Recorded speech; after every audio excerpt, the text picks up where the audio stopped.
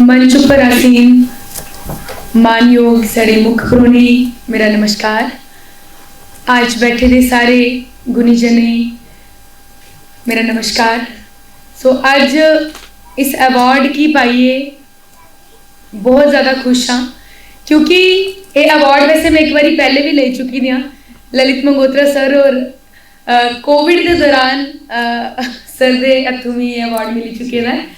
Prem Jamwal art and innovation award मैं दिल की गहराई कन्नै धन्नवाद करनी कुंवर वियोगी मेमोरियल ट्रस्ट का, स्पैशली पूनम जम्वाल मैम का, जिन्हें इस लायक समझा मी कि ये डोगरी का जोड़ा अवार्ड है ये मेरी झोली पै सके। बड़ा बड़ा शुक्रिया कि मैं अज ये अवार्ड, क्योंकि मैं ये लगता है कि बड़ी बड़ी अचीवमेंट है जिसले सानू डोगरी तक कुछ मिलता है। डोगरी का अवार्ड लेना आई थिंक मेरे लिए बड़ी बड़ी गल है।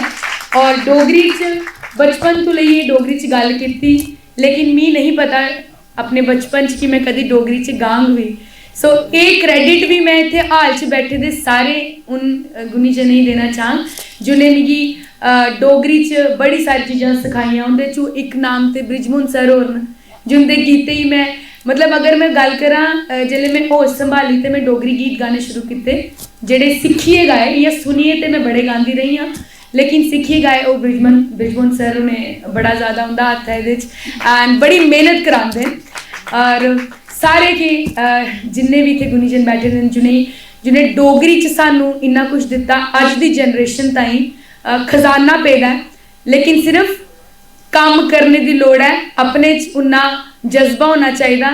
क्योंकि ये अस रोज़ आखते रोने मैं अपनी जनरेशन की गल करा करनी या जेडे बच्चे आखते हैं कि डोगरी गल नहीं करनी है, उन्हें आखना चाहनी है ये मैसेज। क्योंकि अज इतने वो लोग बैठे थे जेडे ऑलरेडी अपना नाम कमाई चुके हैं, लेकिन ये वीडियो के जरिए अगे जरूर जाग मैसेज कि उस मतलब आज की जनरेशन की आखना चाह कि करना चाहो तो सब कुछ पॉसिबल है, कुछ भी इम्पॉसिबल नहीं है।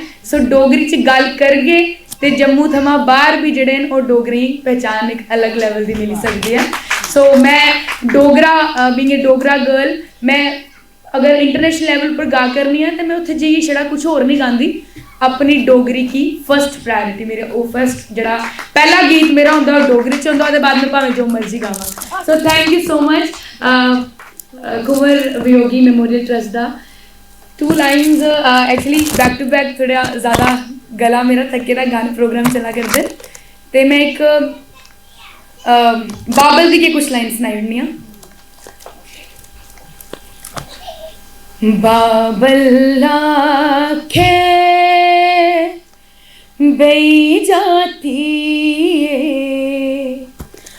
बाबल आखे बई जाती है, ओ कर नहीं मी लिरिक्स भी भूल देने दे। तो मैं चाहूँ कि एक बारी ब्रिजमोहन सर प्लीज़ इत्थे आइयो तुस कन्ने जिन्हें इसी कंपोज किया।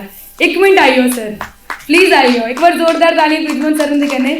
ब्रिजमोहन सर और मेरा साथ देंगे, उन्हें इसी कंपोज किया और कुंवर वियोगी ने इसी लिखे दा। ये भाख का जस्टिस होना बड़ा जरूरी है, ब्रिजमोहन सर और साथ देंगे। सर प्लीज़ आइयो।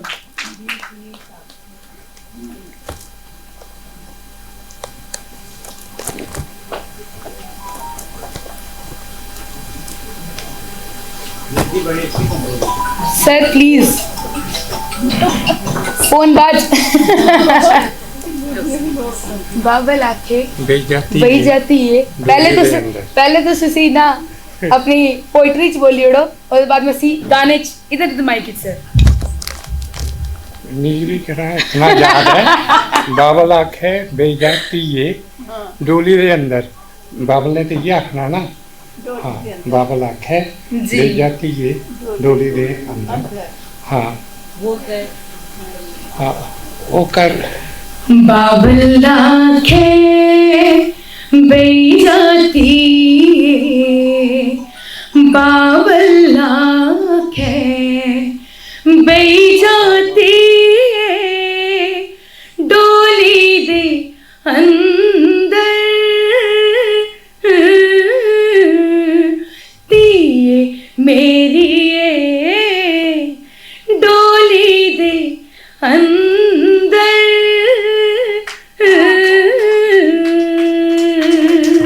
Thank you so much. गला खराब होने दी करिए इसके लिए थोड़ा या गाया, सो नेक्स्ट टाइम पूरा जरूर सुना।